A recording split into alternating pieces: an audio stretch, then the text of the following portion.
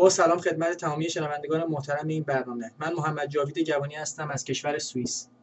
میخواستم صدای یک زندانی سیاسی باشم که بیگناه بهترین دوران زندگی خودش رو داره توی زندان زیر بی‌رحمانه‌ترین شکنجه‌ها سپری میکنه.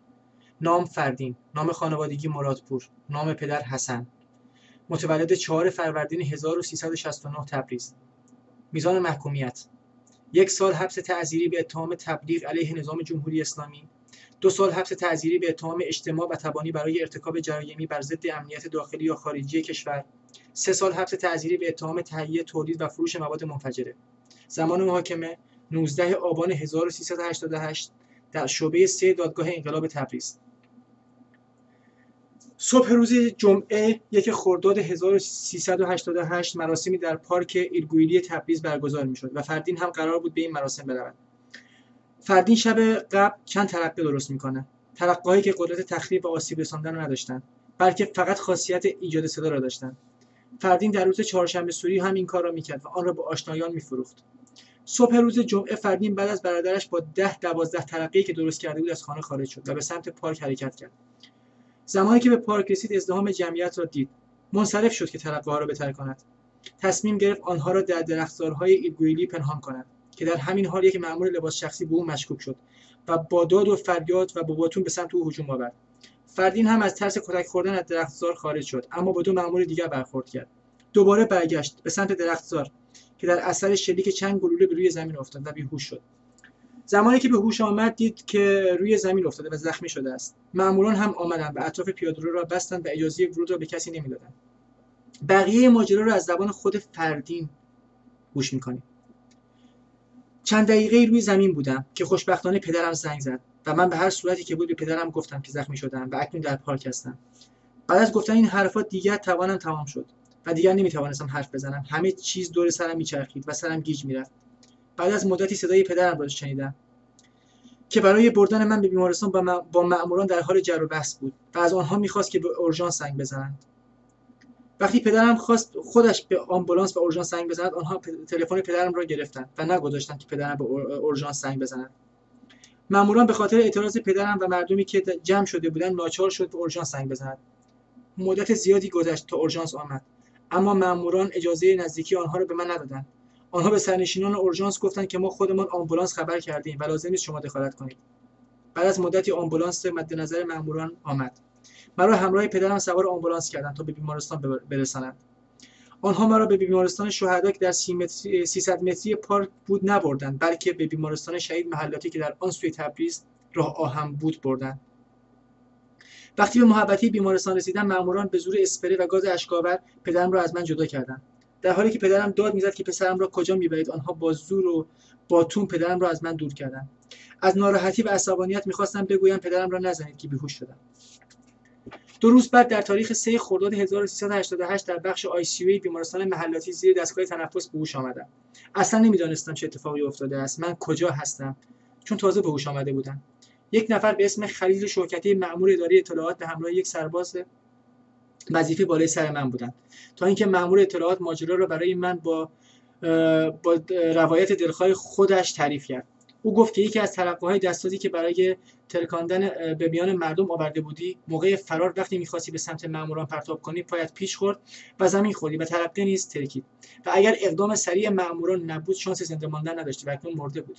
اما من باز هم چیزی یادم نمی‌آمد. 13 روز در بیمارستان تحت مراقبت بودم. در این مدت هر روز آنها برای بازجویی می‌آمدند و مثل یک تروریست از من سوالاتی را می‌کردند و می‌نوشتند. من اصلا قدرت نوشتن نداشتم. حتی نمی‌توانستم چیزی را امضا کنم یا اثر انگشت بزنم. آنها مرا با دستبند به تخت بستند. زمانی هم دکترها می‌آمدند و پرستارها می‌آمدند و به مأموران می‌گفتند که اینجا بیمارستان است نه زندان. آنها که خود را سرباز گمنام امام زمان می‌دانستند، دکترها و پرستارها را از اتاق بیرون می‌کردند. در نصف شب روز 10 خرداد بدون اطلاع پزشک و پرستار با همکاری مسئولین حراست بیمارستان مرا به طور مخفیانه از بیمارستان خارج کردند و به بیمارستان دیگری انتقال دادند که بعداً فهمیدم اسم آن بیمارستان امام خمینی بوده است. آنها پرونده من را به دکترم نمیدادند. در اتاقم را می‌بستند و قفل می‌کردند. حتی پرستارها هم برای سرکشی باید به زور وارد اتاق من می‌شدند. روز 12 خرداد 1388 آقای هاشم‌زاده پاسپورت شعبه 4 آمد و اتهامات مرا خواند و قرار بازداشتم را بعد از 11 روز صادر کرد. فردای همان روز هم بعد از ثبت سابقه مرا به بازداشتگاه اداره اطلاعات تبریز واقع در خیابان حافظ جنوبی بردند.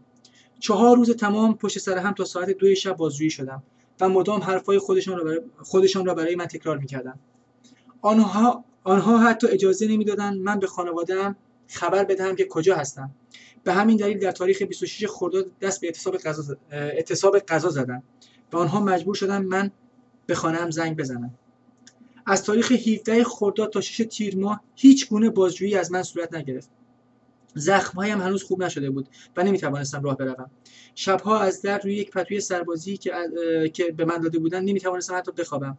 در آن وضعیت تحت فشار روحی شدیدی بودم. در تاریخ 6 تیر دوباره از من بازجویی کردند و تا نصفه‌های شب مرا عذاب دادند. فردای آن شب هم از من خواستم تا با من مصاحبه کنند و حرفایی را که برایم دیکته کرده اند جلوی دوربین بزنم که من هم قبول نکردم که در نهایت آنها بی‌نتیجه رفتند. روز 8 تیر 1388 بعد از 28 روز بازداشت مرا به زندان مرکزی تبریز منتقل کردند و تا تاریخ 2 مرداد در بند قرنطینه نگهداری شدم. در طول این مدت ممنوع ملاقات و ممنوع مکالمه بودم. بعد مرا به یک بند منتقل کردند. در آنجا از کسانی که در زندان بودند متوجه شدم که اول به من تیر شلیک شده و بعد صدای ترقه‌ها آمده و همه مردم دیدند که من تیر خوردم.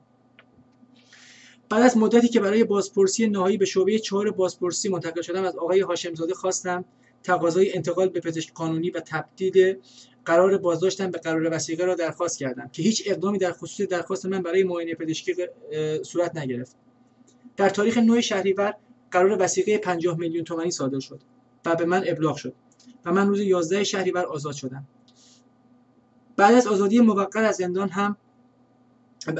هم محلی‌هایم در مورد گلوله خوردن با من صحبت می‌کردند. وقتی خودم را جلوی آینه دیدم متوجه شدم که در بدن من 2 زخم عمیق وجود دارد.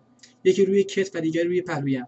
حتی عمل جراحی انجام گرفته به خاطر پارگی کلیه و ترکیدن طحال و خونریزی داخلی بیشتر به خاطر اصابت گلوله بوده است. چون ترقه‌هایی که من درست کرده بودم قدرت آسیب رساندن به اعضای داخلی بدن را نداشتند. در نهایت مسائلی مثل وجود نداشتن پرونده پزشکی در داخل پرونده‌ام، ترخیص مخفیانه از بیمارستان بدون اطلاع پزشکان و اینکه پرونده پزشکی‌ام را هیچ دکتری ندیده بود. همه اینها به خاطر پنهانکاری و سرپوش گذاشتن به گلوله خوردن این جانب بوده است. روز شنبه 25 مهر 1388 احضاریه از طرف شعبه 4 به خانه ما آمد. صبح 26م در شعبه 4 بازپرسی حضور یافتم، اما ماموران اطلاعات حاضر در آنجا به بهانه‌های مختلف، بهانه‌های اهم از عدم تکمیل پرونده و سوالات ناقص و همچنین شناسایی یک مرد مرا به اداره اطلاعات بردند و دوباره از من بازجویی کردند. آنها میگفتند کسی هست که شهادت می‌دهد که از تو ترقه خریده است. اما بعد از کمی زمان گفتند که آن مردی که ترقه خریده بود در اثر آتش‌سوزی مرده و کارشناسان منشأ را ترکیدن یک ترقه عنوان کردند. من آن روز معنی این کار را نفهمیدم. مگر هر ترقه‌ای که در هر سایزی وجود دارد مگر باید مال من باشد؟ روز 19 آبان مرا همراه 12 نفر راهی دادگاه کردند. از این 12 نفر که به اتهامات مختلف تحت یک پرونده جمع شده بودند، به جز مرتضی برادر بزرگترم هیچ ارتباطی با موضوع اتهامی من و هیچ گونه رابطه و آشنایی با من نداشتند. احتمالاً جمع کردن 13 نفر تحت عنوان یک پرونده از شیطنت‌های اداره اطلاعات تبریز بود. در دادگاه از قاضی درخواست انتقال به پزشک قانونی را کردم که باز هم هیچ اقدامی صورت نگرفت. از قاضی دادگاه بدوی انقلاب نیز تقاضا را کردم، اما باز هم هیچ ترتیب اسایی صورت نگرفت. در دادنامه من به مواردی به عنوان اتهامات اشاره شده است: گزارش اداره اطلاعات، نتیجه تحقیقات صورت گرفته، نحوه دستگیری متهمان در محل تجمع و نحوه دستگیری متهم ردیف 2 که بر اثر انفجار بمب دستساز توسط خودش مصدوم و راهی بیمارستان گردیده است. در طول ایامی که در بیمارستان بودم من حتی قادر به نوشتن نبودم و به طور شفاهی بازجویی می‌شدم. حتی نمی‌توانستم درست حسابی حرف بزنم. بعد از مروری که بر پرونده داشتم متوجه شدم که گفته‌های مرا در بیمارستان به صورت تغییر یافته نوشتند. بازجوها با دستکاری و دخالت در گفته‌های من هنگام نوشتن به دنبال بهانه‌ای برای نشان دادن تبانی بودند. آنها هر جا که من اسمی از ترقه آوردم به اصطلاح بمب دستساز را نوشتند و هر کجا که من از ترکیدن ترقه صحبت کردم اصطلاح انفجار بمب را به کار بردند. اتهامات وارده به فردین مرادپور به این گونه است: تبلیغ علیه نظام، تبانی و اجتماع جهت ارتکاب جرم علیه امنیت داخلی کشور، تهیه و فروش مواد منفجره. در ضمن لازم است این را بگویم همچنین پدر فردین را در روز حادثه از بیمارستان با گاز اشک‌آور و ضربات باتوق به اداره اطلاعات بردند و 2 هفته در اداره اطلاعات بازداشت کردند و بعد از 1 هفته در زندان مرکزی زندانی کردند. حتی مادر فردین را هم نیز زندانی کردند. فردین مرادپور از خرداد 89 در زندان میباشد و مسئولان زندان بدترین رفتارها را با او داشتند، تا جایی که مسئولین زندان اجازه ورود و استراحت در داخل بند 7 مخدره را به فردین نداده و وی شبها را در سالن بند 7 سپری می‌کند. فردین مرادپور فعال مدنی آذربایجان که به خاطر نگارش نامه‌ها و درخواست‌های مکرر برای اجرای آیین‌نامه داخلی زندان‌ها مورد ضرب و شتم و اهانت از سوی مسئولان زندان، علالخصوص فردی به نام رضازاده قرار گرفت، در اعتراض به این برخورد غیرانسانی از روز چهارشنبه 12 مهر 1391 دست به اعتصاب غذای خشک زد. فردین مرادپور به علت اعتصاب غذا دچار تپش قلبی و معده درد شدید شده است. جوانی که علیرغم سن کم برای خود و حرکت ملی در همان خود زندان آبروداری می‌کند، حتی در زمان زندان نیز کسب شهرت و برخورداری از رفتاری تحسین برانگیز می‌تواند مبلغ افکار و ایده‌های فعالین ملی آذربایجان باشد. فردین مرادپور به گواه تمام آنهایی که گذرشان هر چند کوتاه به زندان تبریز افتاده است، جوانی است مورد اعتماد، مصمم و پرانگیزه برای ادامه راهی که 6 سال از جوانیش را برای تحقق آرمان‌های ملت آذربایجان باید در اسارت سپری کند. او به اتهام تبلیغ علیه نظام تبانی برای برهم زدن امنیت 6 سال حبس تعزیری محکوم شده است. تبلیغ علیه نظام او عبارت است از سر دادن شعار ترک دیلین مدرسه در اول خرداد 1388 در ایلگویلی تبریز و در میان خانواده‌هایی که برای جشنواره ورزشی همگانی گرد هم آمده بودند. تبانی او نیز عبارت است از هماهنگی با کسانی که آنها نیز قصد سر دادن شعارهای همچنینی داشتند. فردین از نظر مسئولان امنیتی، اطلاعاتی و آنهایی که نمی‌خواهند و دوست ندارند بعد از 6 سال همچنان بر عقایدش پابرجا باشد، شخصی است که باید با انواع فشارها، مزاحمت‌ها و آزار و اذیت‌ها اراده‌اش را سست و روانش را آشفته کنند. این روزها زیاد به پر و پایش می‌پیچند تا فضای زندان را برایش سخت و دردناک کنند. هر روز به بهانه‌ای. آخرین بهانه، توهین به شهید مهدی باکری. از همان بهانه‌هایی که بعضی از این یقه‌سفیدهای خودخفه‌کن برای به سکوت واداشتن بی‌پناهان به آن متوسل می‌شوند. چرا به نظام و انقلاب توهین کرده‌اید؟ فردین همینک در اعتراض به ضرب و شتم خود توسط مسئولان زندان 19 روز است دست به اعتصاب غذا داده است. ضرب و شتمی که یقین بدانید ضارب در شرایط برابر جرأتش را هم نمی‌کرد. فردین مرادپور جوان 21 ساله و فعال مدنی آذربایجان پیشتر به عنوان عارضه قلبی و بینایی در رنج بود که با این اقدام غیرقانونی و غیر انسانی مسئولان زندان بیم آن می‌رود که سلامتی این فعال آذربایجانی در خطر جدی قرار بگیرد. پیش از این نیز مسئولان زندان مرکزی با اقدامات غیرقانونی از قبیل کاهش تماس تلفنی، ارائه نکردن خدمات درمانی، تفتیش بدنی و وسایل شخصی ایشان و غیره زندانیان سیاسی تبریز را مورد آزار و اذیت قرار داده بودند. از روز 23 خرداد 1389 در زندان مرکزی تبریز برای سپری کردن حکم خود به سر میبرد.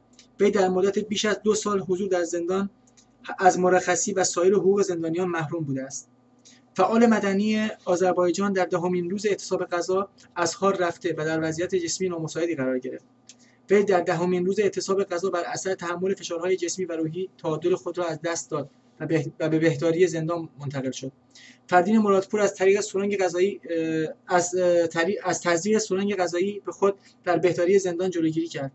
بنا به اخبار فوق، فردین مرادپور پس از بازگشت از بهداری به بند 7 مخدره توسط عوامل حفاظت زندان مورد بازخواست قرار گرفت و تهدید شده است در صورت ادامه اعتصاب غذا به بند ویژه منتقل خواهد شد.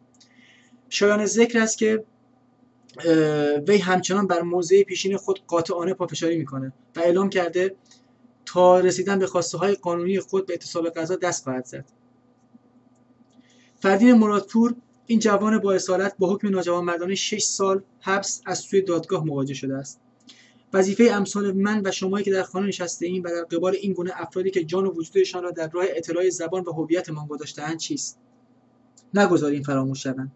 در مقابل اراده استوار این فعال مدنی باید سر تعظیم فرود آوریم و درخواست آزادی ایشان را بکنیم. فردین‌های بسیاری اکنون بیگناه در گوشه‌های ایران در زندان‌های سیاسی هستند و از ملاقات و مکالمه تلفنی محرومند، به امید روزی که هیچ زندانی سیاسی در زندان‌ها نباشد. کمپین آزادی زندانیان سیاسی این آرزو رو برای تمامی زندانیان داره و امیدوارم که همه زندانیان سیاسی روزی بیرون بیان و در زندان‌های ما هیچ زندانی سیاسی وجود نداشته باشه. با تشکر، محمد جاوید گوانی.